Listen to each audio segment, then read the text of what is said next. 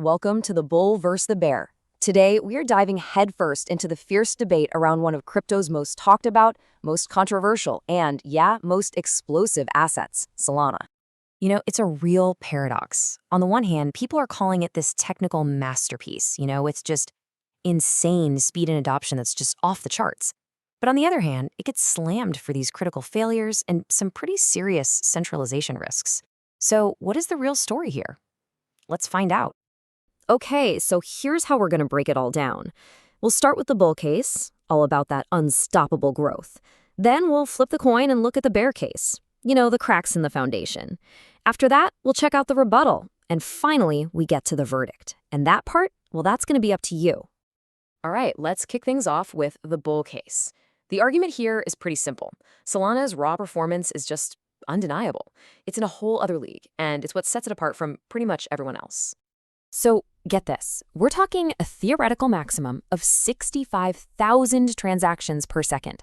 I mean, that's just a massive, massive number. And how do they pull it off? Well, it's all thanks to this unique thing called proof of history. Think of it like a super fast cryptographic clock that's constantly stamping the time on every transaction. It lets them process things at a scale that, honestly, most other blockchains can only dream of.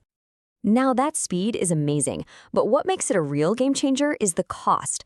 Look at that, $0.0025 per transaction. We're talking fractions of a penny. This is what makes it actually possible to do things like gaming or even global payments right on the blockchain without going broke. It's just so cheap. And when you combine that incredible speed with those tiny fees, you get something like a gravitational pull. Developers are just flocking to it. In fact, a report from Electric Capital called it the fastest growing ecosystem for new builders in all of crypto. And that, right there, is a huge, huge sign of what's to come. But, okay, it's not just the new builders and the indie devs. The biggest money in the world is paying attention. By 2025, Solana's adoption rate among hedge funds just exploded to 73%. To put that in perspective, its growth pace actually started to overtake Ethereum's. That is a massive deal. And here's the crucial point.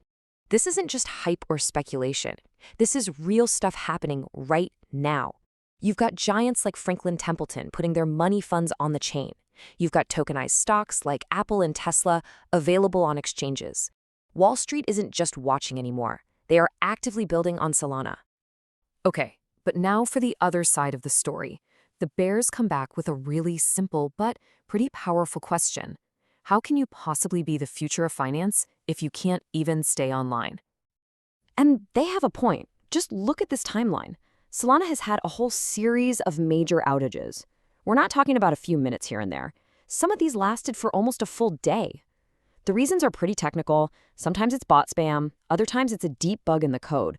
But for you, the user, the outcome is always the same. The network just stops. Dead. Now, the bears will tell you these outages are just a symptom of a much deeper problem, centralization. And they point to this pie chart right here. When you look at how the SOL tokens were first given out, nearly half of the entire supply, a whopping 48%, went straight to insiders. We're talking the core team and the big venture capitalists. And that problem gets even worse when you realize how expensive it is to actually help secure the network. To run a validator, you need thousands of dollars in high-end hardware. But that's not even the big part.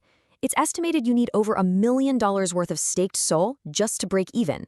That is a ridiculously high barrier to entry, and it means power ends up concentrated in the hands of a very small group of people who can afford it. All right, so that's a pretty strong bear case. But what's the comeback? Well, the Solana team and the wider community, they aren't just sitting around ignoring all this. They are tackling these problems head-on with some seriously massive engineering efforts. So, to fix that huge outage problem, they've brought in the heavy hitters. This project is called Firedancer. It's a completely new, independent validator client built from scratch. The whole point is to create what's called client diversity. Basically, if the main software has a bug that crashes it, the network doesn't die. It can just switch over and keep running on Firedancer. It's a huge deal for reliability. And the team building it? It's Jump Crypto. These guys have decades of experience building the exact kind of high-speed, never-fail trading systems that Wall Street runs on. Systems that operate at a way bigger scale than any public blockchain today. They're basically taking everything they know from traditional finance and using it to make Solana rock solid. And what about that decentralization problem? Well, the data shows things are actually getting better. There's this metric called the Nakamoto coefficient. It's just a fancy way of saying how many people would need to team up to break the network. And that number has been going up. It's not a giant leap, I'll grant you, but it's a real, measurable improvement and a step in the right direction. And looking ahead, there's this massive upgrade coming called Alpenglow. I mean, this is a complete overhaul. They're basically ripping out the old consensus engine and replacing it with brand new parts designed to be even faster. To put it simply, they're re-engineering the very core of the network to boost performance. It really shows they're committed to fixing these fundamental issues. So, that brings us to the verdict. We've laid out two very powerful and, well, very different stories about Solana. Let's boil it down. The bull case is all about unstoppable momentum. You've got developers pouring in, you've got Wall Street building on it, and the tech is getting better and better every day. But the bear case says, hold on, the foundation is shaky. There's that history of critical failures, and you just can't ignore the risks that come with centralization. So here we are. It all comes down to one big question for you to answer. Is Solana's explosive momentum and all this impressive engineering enough to overcome those foundational risks? Which side are you on? The bull or the bear? We've laid out the evidence, now we really want to hear your verdict. Drop a comment below and tell us if you're a Solana bull or a bear, and make sure you explain why.